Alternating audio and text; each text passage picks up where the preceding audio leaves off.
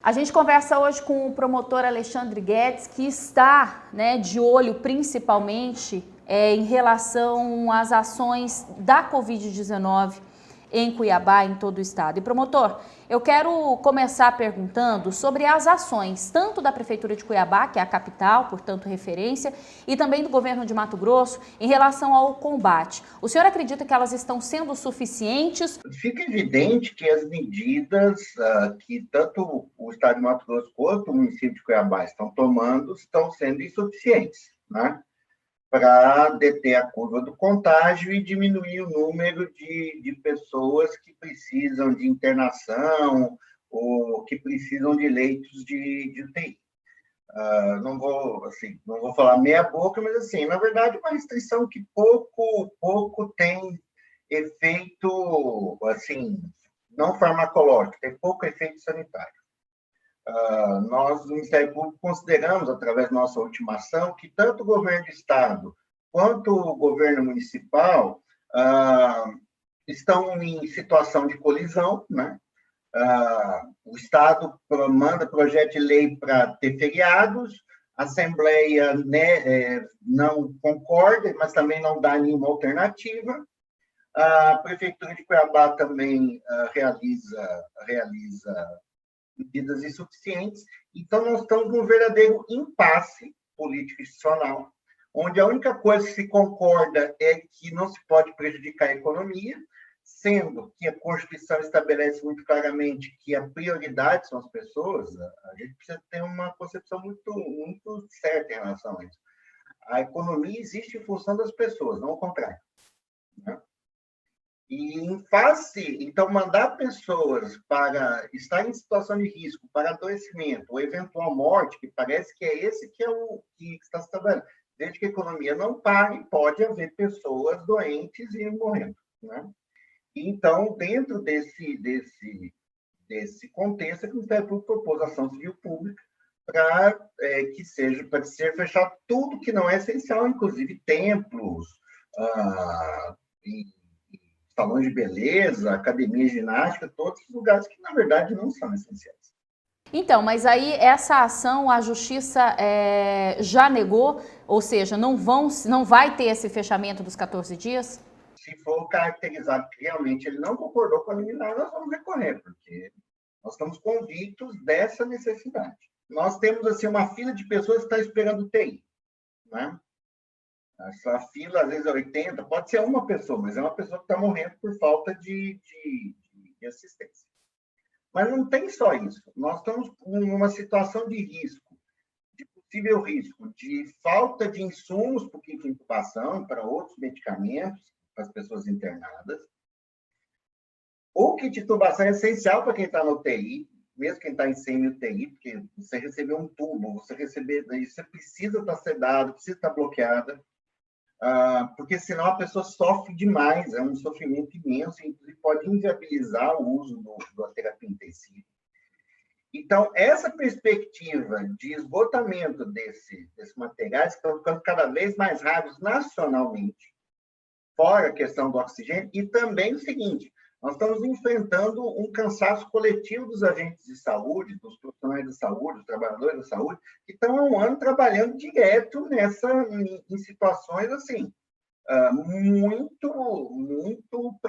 muito precárias de sofrimento. Nós temos recebido muitas denúncias, doutor, de pacientes, de parentes de pacientes, de técnicos e enfermeiros que não querem se identificar, obviamente, por medo de sofrer retaliações, mas que contam, que relatam que falta realmente medicamento, que falta kit de sedação, inclusive para pacientes que estão na UTI. O Ministério Público tem acompanhado isso, tem recebido denúncias e o que já constatou e, a partir disso, vai fazer o quê? Nós temos sempre algum acompanhamento, desde o início da pandemia, nós temos tido algum acompanhamento. Também, semana passada, nós pedimos apoio do Ministério Público de Contas, do Tribunal de Contas, porque eles têm os profissionais e auditores para fazer essa pesquisa. A promotoria, de uma hora para outra, não teria as condições de fazer essa pesquisa dessa maneira, né?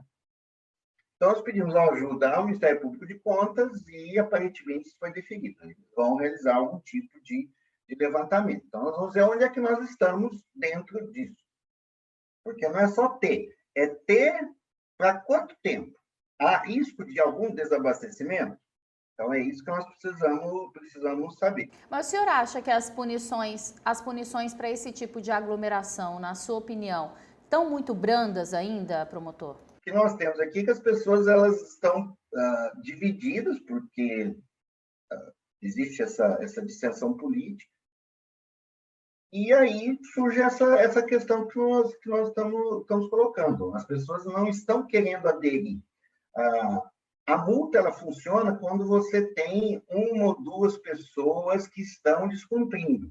Mas quando você vê muito mais pessoas descumprindo, a questão da multa, a repressão, ela acaba perdendo um pouco da sua força mesmo.